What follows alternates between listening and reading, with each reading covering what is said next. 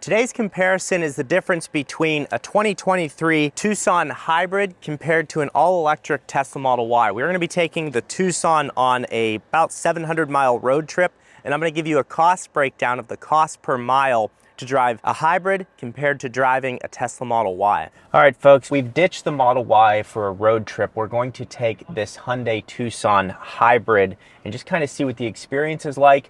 And I'm also going to show you at the end of the video what the cost per mile difference is between these two. I think hybrids are very useful. We're currently doing the most basic thing possible. We're at a Starbucks drive-thru, and we're in EV mode, as you can see here, so the engine is not running, and we're showing a 446-mile range.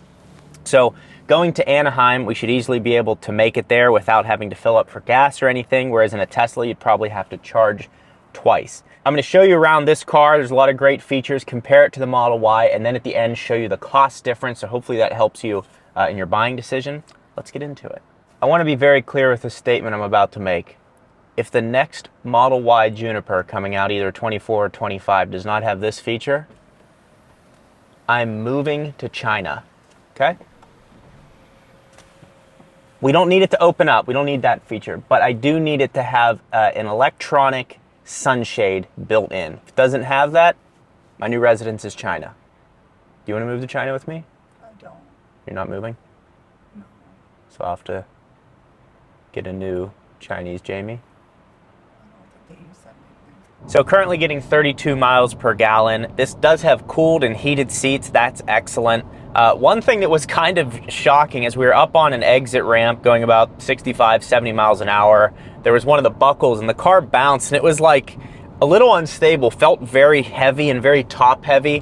Whereas in comparison to the Tesla, low center of gravity in the battery, literally almost impossible to roll that thing. This feels like, I mean, you could somersault this off the side of a road. So that was one thing I noticed that I've come to really appreciate with the Tesla is how it handles and the quick performance. This actually isn't bad around town. I think the hybrid assist really helps the engine deliver some power and torque early on. So that's actually not bad around town, but like when you floor it, sounds like a vacuum cleaner. Getting nice efficiency so far. It's fairly comfortable. Ride quality is good. It's just the handling. It seems to like want to, I don't know, dance around more than it should. Another thing, notice my hands are not on the wheel. This has lane keep assist, dynamic cruise control, so it's kind of keeping me in the lanes. It's doing a nice job. It's not bouncing back and forth. There's been no intervention so far in about 10 miles, so it's very solid. Again, Teslas come with autopilot, so you're seeing how very comparable these cars are. This specific model is $40,000. This is your lane keep assist. This is your distance control. This is to engage all of that. So that's how it works.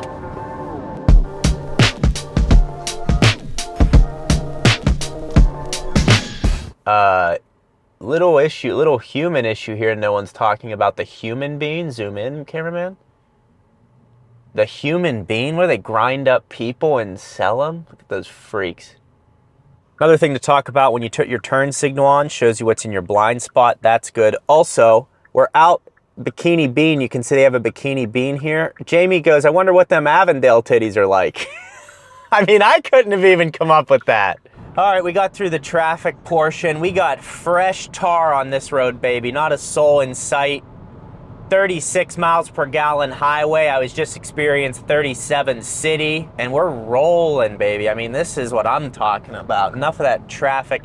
I will say, I don't know, the steering feels kind of off, and the weight, the car feels very heavy, and the steering feels very light. The screen is beautiful. This looks great. The quality is excellent. Again, heated, cooled seats, auto climate control with 3 different settings, low, medium, high. That's all very good. Paddle shifters that you're never going to use. And then we got cruise control, which we are going to use right now with lane keep assist. That's all very good. The seating position, I feel like it sits up a little too high, but visibility is really good out of all angles of the car. We got the moonroof open, or we got the sunshade open. Yeah, and the other thing I haven't talked about yet here is the shifter. There's no shifter, you just have these buttons. Seems a little intimidating at first, but you get used to it and you become really quick with it. You can do it without looking. So, you know, I think I've heard someone say, look ma, no hands.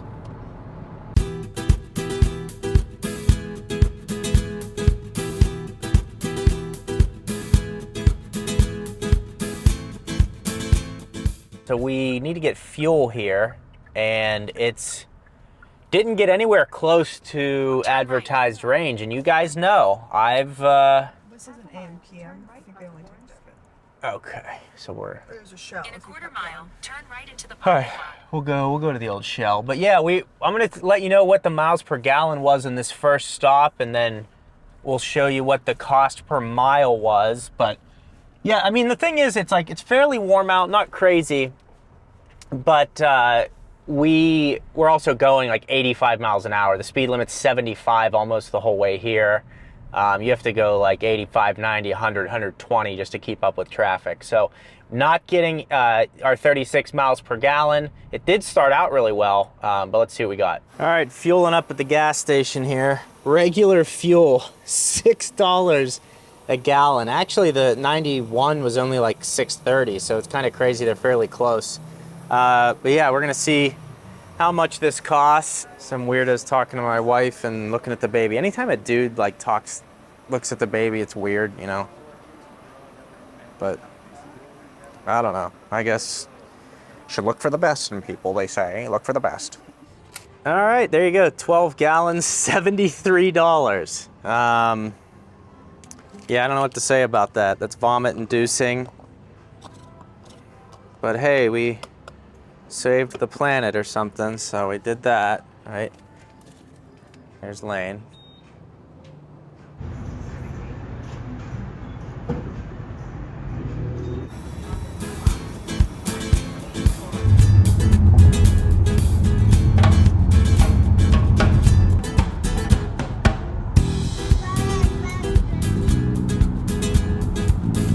Yes, ma'am. That is the spec. I wouldn't get the pink wheels, but I'd 100% get that on the exterior. You think she's single? It's a lady, right? Hell yeah.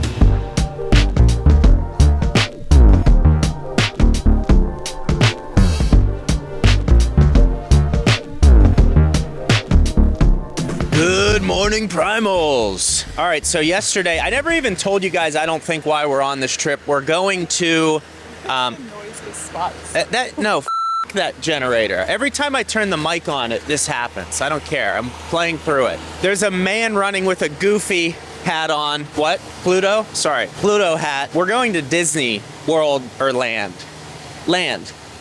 And yesterday we got 26 miles per gallon. It said 28 in the car, so we actually got 26, and that cost 22 cents per mile. Not bad for an SUV flying through the desert. Everyone goes like minimum 150 on the I-10 between Phoenix and California, and that's just the real world. No one's going 70 miles per hour with the AC off to get maximum efficiency. So that's what it was, but overall comfort on the car? It was fine. Fine. Yeah.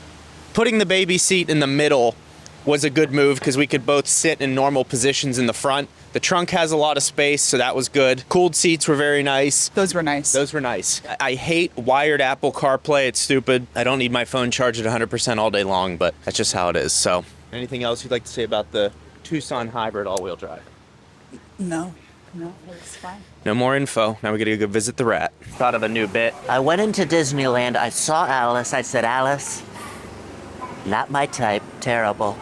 Look at Alice, what a loser. Currently in Star Wars land, just did Smuggler's Run with the Wookiees. Don't do it, rip off. Unless you have young kids that can actually control, hit the switches and stuff. For me, total rip off. It's like a video game sitting in front of the screen or whatever. But anyways, the new Cybertruck is behind these doors, so I'm gonna go check it out and not bring you along.